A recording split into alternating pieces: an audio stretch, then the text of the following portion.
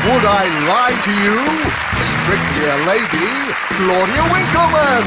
Chips and Gravy, Jason Manford. And their team captain, David Mitchell. And facing them tonight, she's a comedy character, Miranda Hart.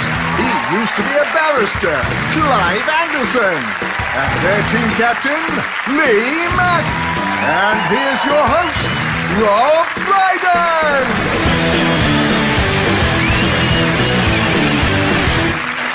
Good evening and welcome to Would I Lie to You, the show where barefaced lying is actively encouraged. Experts say that if you suspect your spouse is lying, you should keep a diary of what they claim they've been doing. Or you can turn a blind eye and that way you get to keep the house and still see your children. And it's claimed women in their 30s are the most likely to lie on their CVs, or as they call themselves on their CVs, women in their late 20s.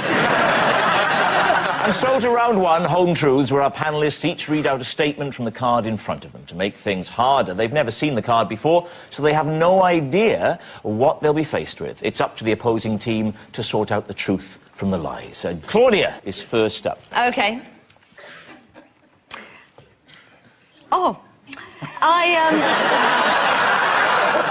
Good. I once put nail polish remover in my fish tank to give my goldfish more energy. Ladies team, quiz her relentlessly. When was this? I was small. I was 5, 6 when I had goldfish. They were lovely, sweet things. What happened to the goldfish?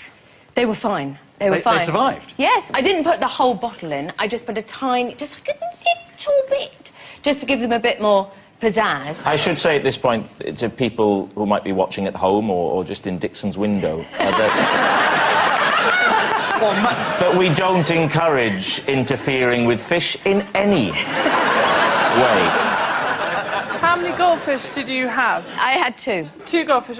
What were they called? Rabbit and cat. What was your rabbit and your cat cat called Dog? No. Was your mum called Dad? Why did you think it would give them energy? Because I thought they were looking a bit sleepy and they were never really doing enough hoo-ha. So I put it in a bridge, and what you want them to do is play hide and seek and hide under the bridge and then come up and go weave through the green, the pond life, the water, the plants. Yes. Do you think David Attenborough's job is threatened by you?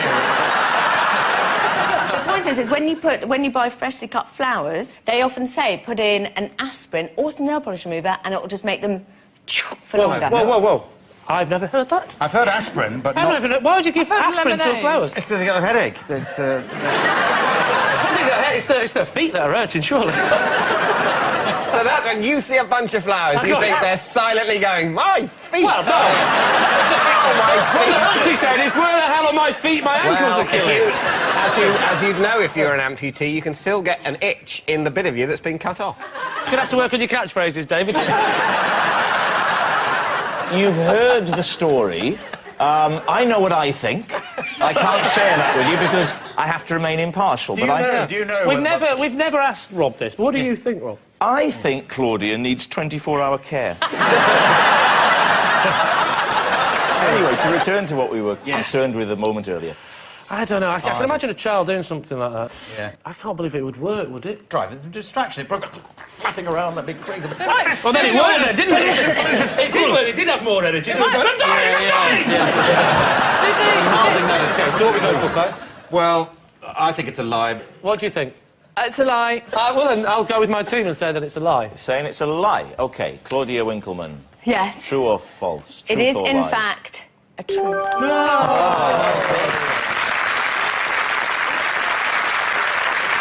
Yes, it was true all along.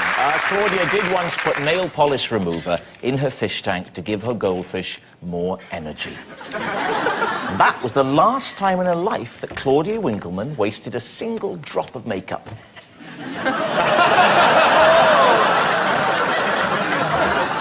So, Clive, you're next. Right. I once had my wallet stolen by a walrus. What's the context? The context?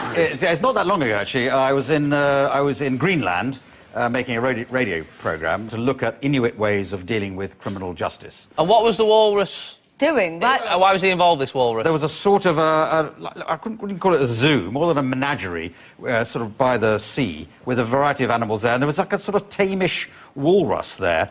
I had my wallet in my hand, because I'd actually, for once, paid for something on a trip for the BBC. Now, this will be implausible, obviously.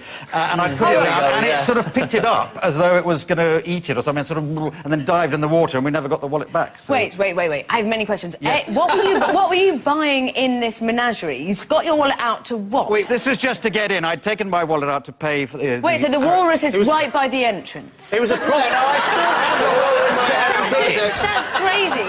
Did you have to ring, like, the card company to say, Have they been stolen or lost? Yes. Well, sort of stolen. Yes. But it was a walrus, so... It was hard.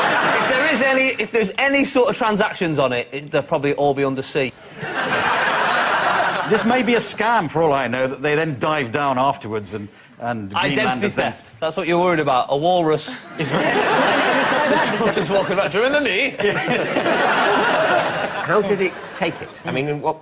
It was a sort of tame walrus, and it's sort of... Could you play me? Look, could you play...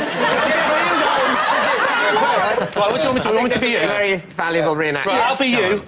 You're just holding the wallet there, and it just went... and just kind of knocked it and then grabbed it there, and then went into the water. Knocked it and then grabbed it. So flicked it out of your hands. This is what I recall happening. And were you very badly splashed? Were you very grumpy about it, or did you all... I was certainly grumpy about it. Yeah. I'll play you being grumpy. Yeah, Yeah, reenact. What are you doing? What are you doing to...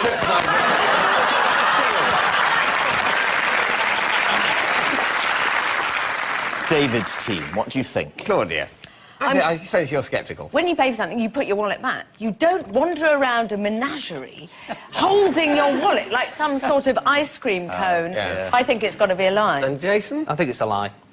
I think it's a lie. So you're going to say it's a lie? We're going to say it's a lie. Saying it's a lie. OK, Clive. It's a lie. Yes, it's a lie. Clive didn't once have his wallet stolen by a walrus. I once made love to a walrus, Barry White. Always gets me in the mood. Miranda is up next. Miranda, reveal all. One of my best friends at school was a little man I'd made from a slice of toast that I always kept in my bag. OK. Yes, true. Next question. What was his name? Tim. Tim Toast. In the toast, man. How did you make him? I cut him. I actually With figured scissors? him myself. Scissors or a essentially- knife? Scissors. Scissors, so you got a piece of toast, brown or white? Good question. Brown toast. Was he buttered? No, he wasn't buttered. That would be stupid, David. You make yourself a piece of toast, you butter it unthinkingly before you say, oh no, that was the one I was going to cut out and make a friend of. Now, unfortunately, I've buttered my friend, but then my friend will be more buttery, which is good. The fats in the butter would help preserve the friend from the mould, which will otherwise develop, which is going to be the central part of my next question. How long did Tim last before he rotted? And what did you feel when you saw Tim, who you'd created, I stopped listening rotting? about 10 minutes ago. What are you asking me? I'm asking what happened about the rotting of Tim. I don't remember a rotting. How old were you when you made Tim? 7 or 8. And how old were you when you stopped being interested in Tim? 29. And what did he do, Tim? Did you never have an imaginary friend? He was just... This wasn't an imaginary friend. This is a friend that just happens to be made out of a piece of toast. Did you make him, you know, in your own image? Do you remember designing big legs?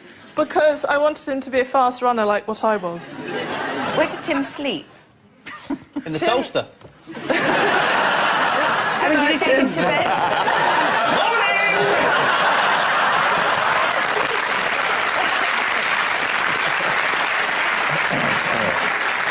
All right, then, David's team, I think you've heard enough.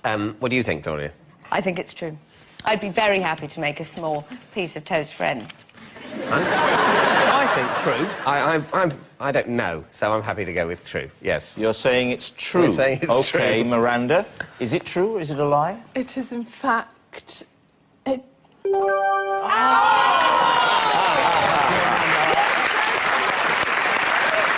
done. It was a lie all along. One of Miranda's best friends at school was not a little man that she'd made from a slice of toast. Well, it makes sense now. A little man who lives in a woman's handbag is both the plot of a charming children's story and grounds for committal to a psychiatric institution. Our next round is called The Ring of Truth, in which I read out amazing celebrity facts, and all our teams have to do is decide whether they're true or not. What could be simpler? Lee, take a look at this. Have you ever met Jodie Marsh?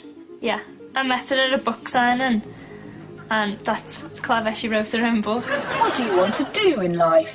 I'd like to be, like, just like the next Jodie Marsh and be, like, famous and that, and then when I got too old to do that, I'd like to be a writer because I like writing. I've already started writing my autobiography and I'm dead young, but I can just carry it on. What is your book called? It's called Ups, Downs and Wishes. Why? Because it's got, like, all the ups in my life and all the downs and all my wishes.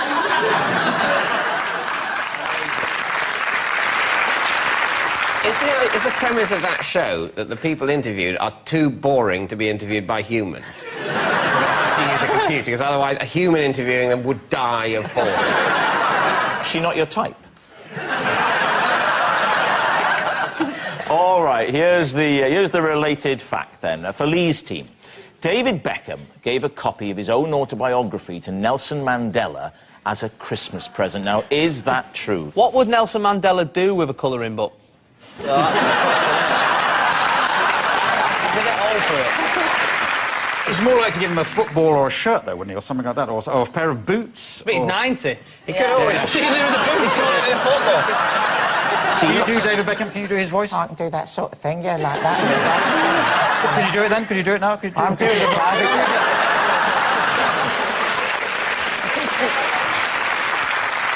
For Nelson Mandela's 90th birthday in 2008, David Beckham sent this message.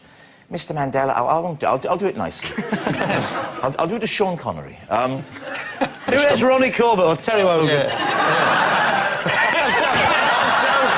Ronnie Corbett, Terry Wogan. Do Frank Spencer. The message went like this. Rob, I think you probably safest tell us first who it is, you know, and then we'll know. I'm not going to say who it is. Yeah. Okay. I'll just say he's a bit of a tit, OK? And then you go with it. Mr. Mandela, happy 90th birthday. Sorry I can't be with you, but I'm sure you'll have an amazing day.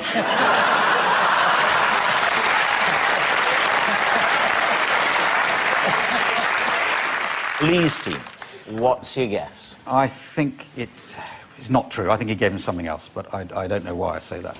I reckon that's true. Truth, lie. I'm going to say... truth. You're saying it's true?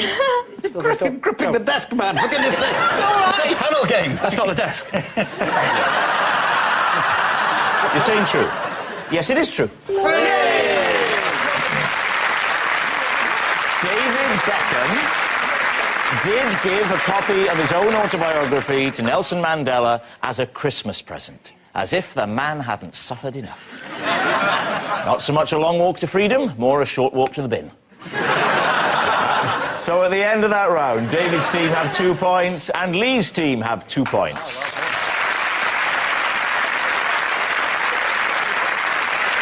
Our next round is called This Is My, where we bring on a mystery guest who has a close connection to one of our panellists. This week, each of Lee's team will claim it's them that has the genuine connection to the guest, and it's up to David's team to spot who's telling the truth. So please welcome this week's special guest, Owen.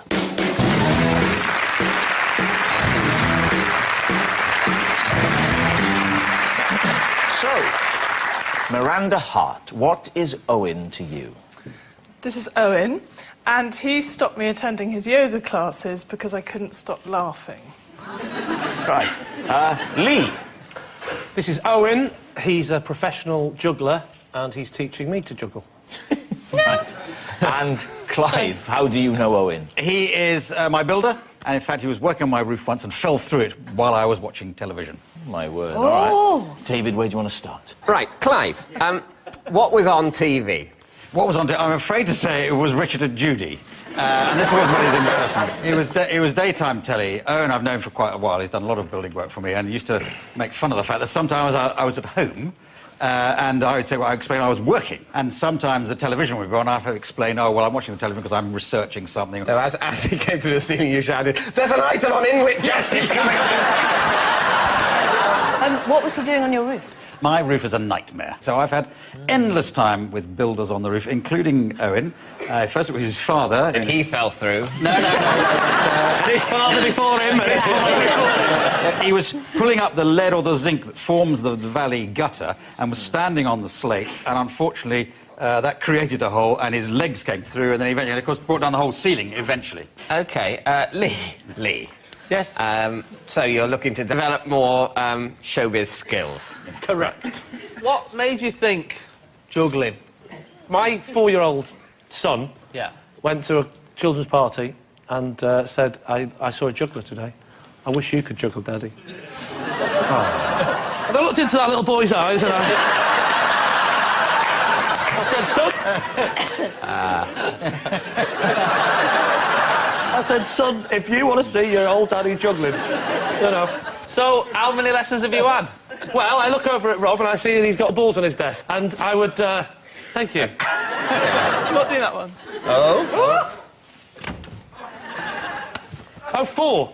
Well, what about the 7 clubs? Why did I do that, Rob? I've had 2 lessons. Surely you ought to get Owen to do the juggling. Him? He's a builder.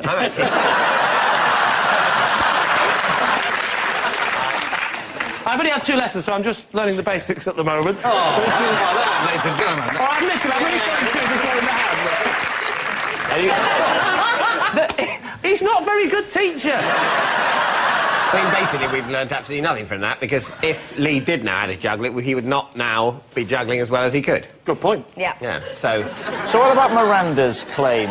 Okay. What's so funny about yoga?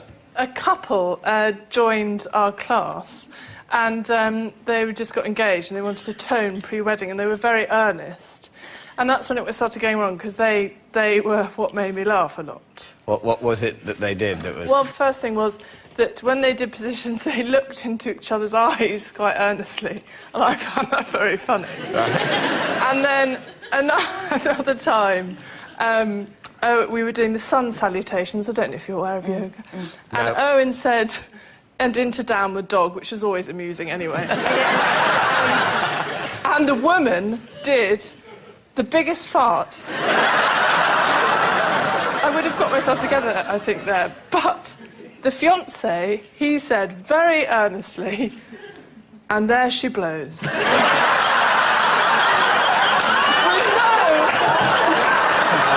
OK, we need an answer. So David's team is Owen, Miranda's ex-yoga teacher, Lee's juggling coach, or Clive's tumbling tradesman? I don't believe that Lee would just have juggling lessons just so he could look his son in the eye. I completely believe about Clive's roof. Is there many male yoga teachers? That's the other one I'm going to throw there. It seems a little bit of like a girl's job. It's like the first time you've ever been out of the north. No, it does. Is there such thing? It's because it sounds to me like homosexuals. Do you know what? You always do this when I'm on the show. You're from the north. I thought I was from the north till I met you. OK, I do need an answer, chaps. Well, shall we go with Clive, then? I think so. Yeah. So, you think that it's Clive's roofer, Owen. Would you like to reveal your true identity? I'm actually a professional juggler and I've been teaching Lee.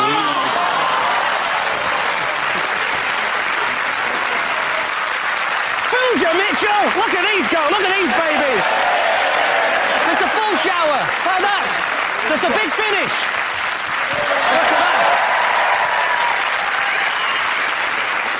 What about the kids' side of things?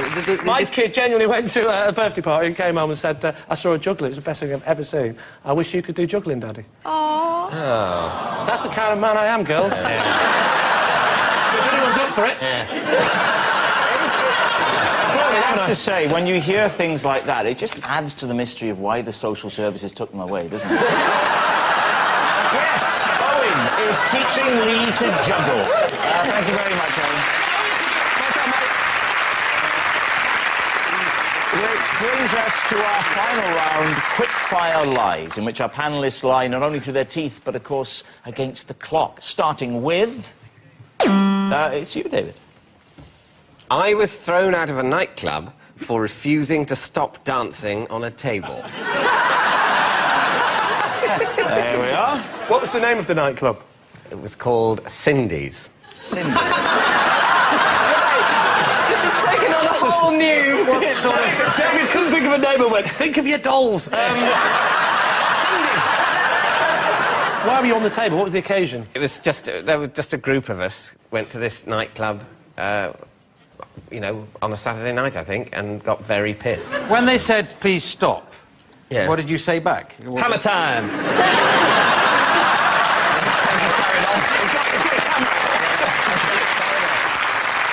I think I was sort of, if you can imagine this, in a slightly drunken state of self-righteousness. And I sort of thought I wasn't doing any harm. What kind of music were you into then? Yeah, you know, whatever was on. What? A quite fast What foxtrot? music? What What was talking about? This is going at some speed. I'm getting on the table. No, it was, you know, it was pop music. When they was play pop music? No.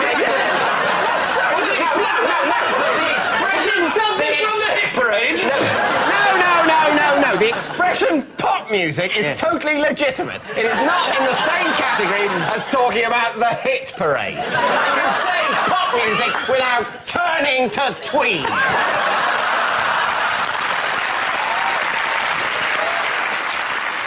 Lee, it's time to reach a decision here. Miranda, what is our decision? Well, I've seen David drunk many times, and I've never seen him dance before. So you're thinking it's a lie? I think it's a lie. It so has to be a lie. It's got to be a lie. I thought it was a lie when he said, once in a nightclub, my shutters went down. You're saying it's a lie. David, is it the truth or is it a lie? It is a lie.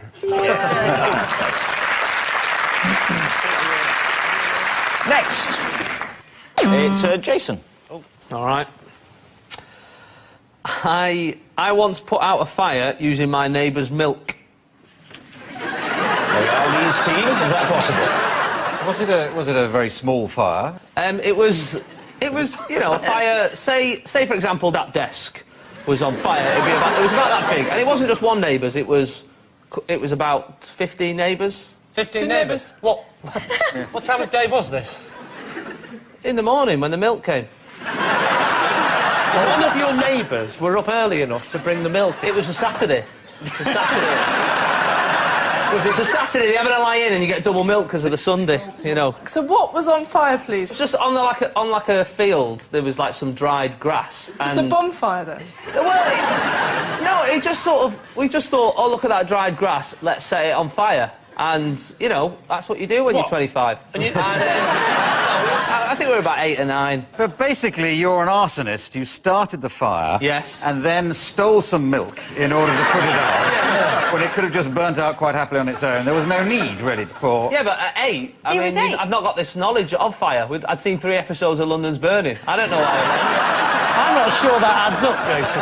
How long's London Burning been on? I think you can believe him. He's seen London's Burning. I'm not sure London's Burning, the programme, was on. So you're disputing when London's Burning first came onto our screen? Yes, that's it, yes. Right, Jason was born in 1981, so he is alleging that by 1989, London's Burning was already on television. I believe him. 1981, he looks like me uncle. Anyway, can we get back to the story? How far do you have to go to get the milk? I was a kid, I didn't measure it. I mean, about... Give us a rough... 12 and a half metres. About 12 and a half metres. Right. Why don't you just get a knock at the door and say, quick, the field's on fire? Because then that would be admitting that there was a fire. Whereas in this instant, the only thing that happened was a milkman got sacked for not delivering milk. So there was, just to clarify, before we say our decision, you took how many bottles of milk to put out the fire? 15 or so. 15? 15, 10. Well, I take you back to your earlier answer, which was 15 houses, and on a Saturday they got double milk. It's very minded. He took 1 pint from each house. So what are you going to say, Lee? What are you going for here? Oh, I don't know now. The whole answer was delivered in such an implausible and frankly guilty-sounding way. Yeah. What do you think, Miranda? I think it's a truth. Well, Jason, where were you brought up? Manchester. Yeah, you see, I was brought up around Manchester, and I can imagine the bit about you saying, all right, let's go in there and set fire to a field. Believable. Yeah. Then you go, oh, no, that's a bit big. Better put it out with some milk and be good citizens. Yeah. Doesn't really sort of add up. So what are you gonna plump for? You're saying the truth. Truth. You're saying a lie. Yeah. I'll go with Miranda and say we think that's the truth. You're saying it's the truth. OK, so, Jason, is it the truth? Is a true.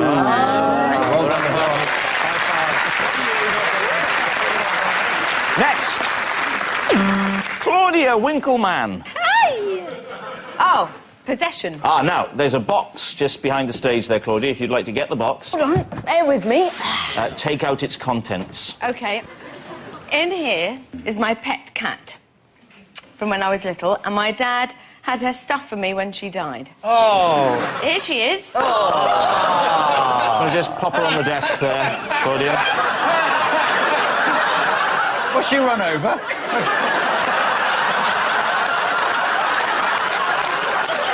Did you want your father to stuff your cat? No, but I was died? so devastated, I was so upset that she died. So my dad, as a present, gave her to me, all stuffed, and she came to my wedding. Sorry. Came to your wedding? I think Lee, not of her own accord. Was she a bridesmaid and came down on a trolley? No. Claudia, sorry, can you just remind us again how your poor little cat died? Yes, well, she got sick. And were you pleased with this dead cat? Stuffed cat. I was very pleased because she's sort of lucky. Like, if you're anyone's She's near lucky? her... I would hate to see what happened to the unlucky one. What are we saying?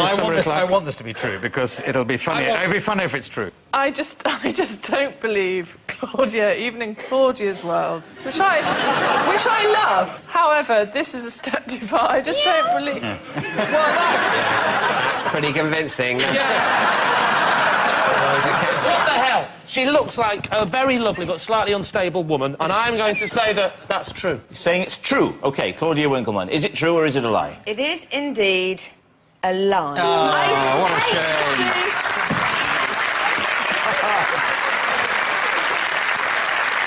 It's a lie. It's not Claudia's pet cat that was stuffed when it died. I considered having my own cat stuffed, but I prefer to remember him peacefully attached to the grille of that Hyundai as it sped away. That's what he would have wanted. And that noise signals time's up. It's the end of the show, and I can reveal that David's team have 3 points, but Lee's team have romped to victory with 7. Of course, it's not just a team game, and my individual liar of the week is Claudia Winkleman. Yes, it goes to show being as mad as a bag full of chimps had to come in handy sooner or later. Good night. What I Lie to You is back in its normal Monday night slot at 10:35 next week. Happy Days over on BBC 3 right now. Peter starts a new religion dedicated to the Fonz in a Family Guy double bill. Sandra Bullock and Ben Affleck pair up here in 15 minutes for romantic comedy Forces of Nature. That's after the news next on BBC One.